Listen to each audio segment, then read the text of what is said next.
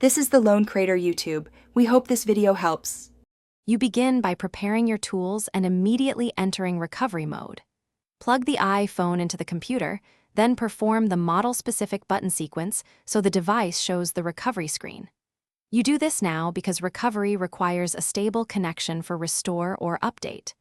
Once the screen appears, make sure Finder or iTunes detects the iPhone.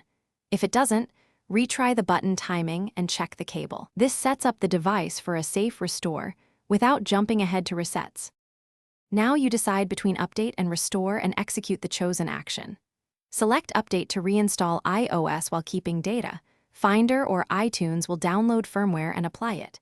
If Update times out or fails, choose Restore. This fully erases and reinstalls iOS, which fixes deeper software corruption. Make sure the computer stays awake and the cable stays connected. Interruptions corrupt the install. Once the download and install run, watch the progress and prepare to follow on-screen prompts when the phone restarts. Finish by letting the iPhone reboot and completing the setup or restoring from iCloud/backup if you used Restore.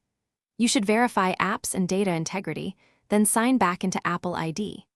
If the phone stays in recovery or shows errors, try DFU mode to perform a lower-level restore or switch to a different computer and cable to rule out peripherals. If repeated restores fail or the device won't exit recovery, contact Apple support because a hardware fault may be preventing normal operation. Thanks for watching. Consider subscribing if we helped you.